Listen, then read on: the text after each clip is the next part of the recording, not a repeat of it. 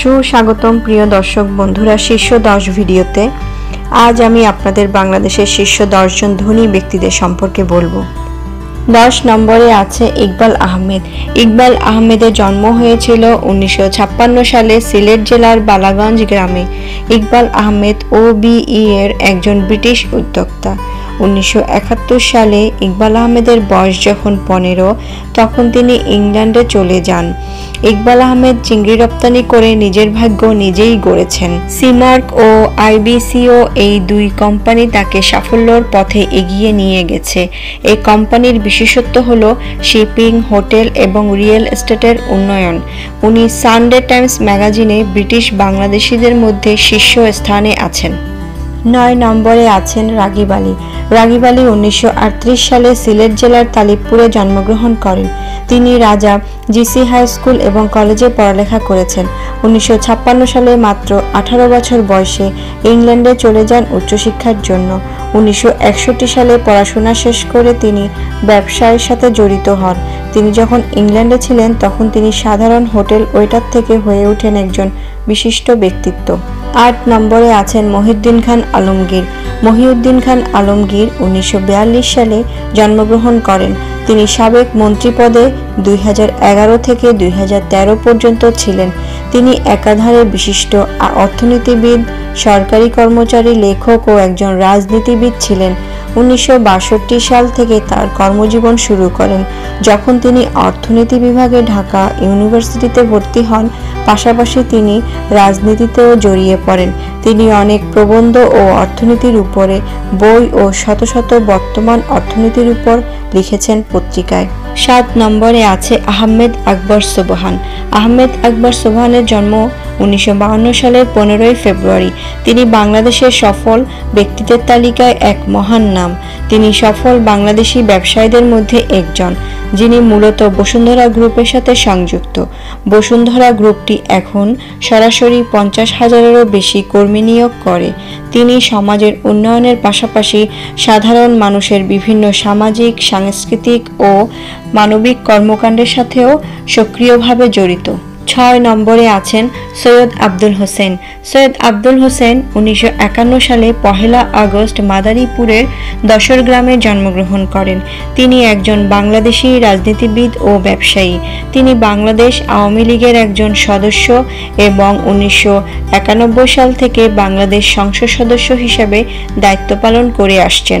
তিনি বাংলাদেশের যোগাযোগ মন্ত্রী এবং 2009 থেকে 2012 পর্যন্ত রাজ্য স্থানীয় সরকার, পল্লী উন্নয়ন ও সমবায় সমিতির মন্ত্রী ছিলেন। 5 নম্বরে আছেন সজীব ওয়াজেদ। সজীব ওয়াজেদ 1971 সালের 27 জুলাই বাংলাদেশ মুক্তিযুদ্ধ চলাকালীন সময়ে জন্মগ্রহণ করেন।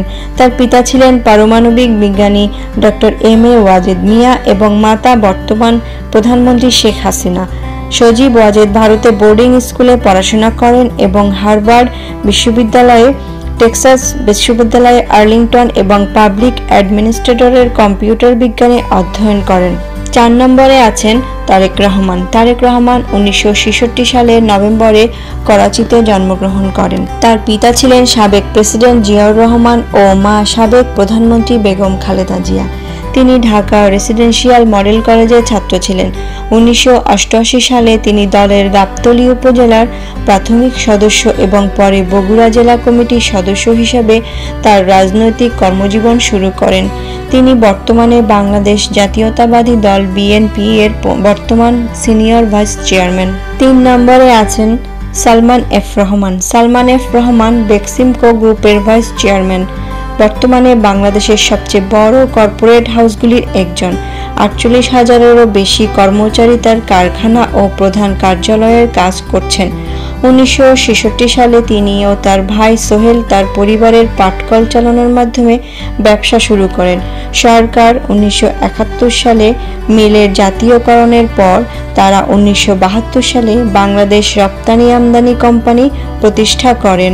তারা ইউরোপে সি ফুড ও কাটাহারের রপ্তানি শুরু করেন এবং আমদানি করা ঔষধের মাধ্যমে অর্জিত বৈদেশিক মুদ্রা অর্জন করেন। রহমান সাহেব 1976 সালে বেক্সিমকো ফার্মা প্রতিষ্ঠা করেন। বছরের পর বছর ধরে সোহেল এফ রহমান ও সালমান এফ রহমান অন্যান্য সেক্টরে তাদের ব্যবসা সম্প্রসারণ করেন এবং ধীরে ধীরে বাংলাদেশের বৃহত্তম কর্পোরেট হাউসগুলির মধ্যে অন্যতম হয়ে ওঠেন। 2 নম্বরে আছেন মুসা বিন শমশের। মুসা বিন শমশের 1945 সালের 15 অক্টোবর ফরিদপুরে জন্মগ্রহণ করেন। মুসা বিন শমশের একজন বাংলাদেশি ব্যবসায়ী যিনি প্রধান নির্বাহী কর্মকর্তা এবং ডেটা গ্রুপের চেয়ারম্যান হিসাবে দায়িত্ব পালন করেন। তিনি খুব কম বয়সে ব্যবসায় প্রবেশ করেন। তিনি 1974 সালে ডটকো প্রতিষ্ঠা করেন এবং 70 ও 80-এর দশকে সারা বিশ্বে আন্তর্জাতিক অস্ত্রশিল্পে তিনি একজন বলে বিবেচিত হন। 1 নম্বরে আছেন শামসুদ্দিন খান। শামসুদ্দিন খান বাংলাদেশের উজ্জীবিত ব্যবসায়ী। তিনি দেশপ্রেমিক ও মুক্তিযোদ্ধা ছিলেন। একে খান কোম্পানি লিমিটেডের চেয়ারম্যান ও পরিচালক। এই প্রতিষ্ঠান বাংলাদেশের প্রাচীনতম এবং সবচেয়ে প্রখ্যাত বেসরকারি খাতের প্রতিষ্ঠানগুলির মধ্যে একটি। এই কোম্পানিটি 1945 সালে দ্বিতীয় বিশ্বযুদ্ধের পর প্রতিষ্ঠিত হয়। একে খান এবং কো লিমিটেড টেক্সটাইল। দর্শক, এই ছিল আমাদের বাংলাদেশের 10 জন ধনী ব্যক্তি। আমি আশা করি আপনারা এই ভিডিওটি অনেক উপভোগ করবেন। যদি আপনার এই ভিডিওটি ভালো লেগে থাকে তাহলে লাইক ও সাবস্ক্রাইব করতে ভুলবেন না। অনেক অনেক ধন্যবাদ ভিডিওটি দেখার জন্য।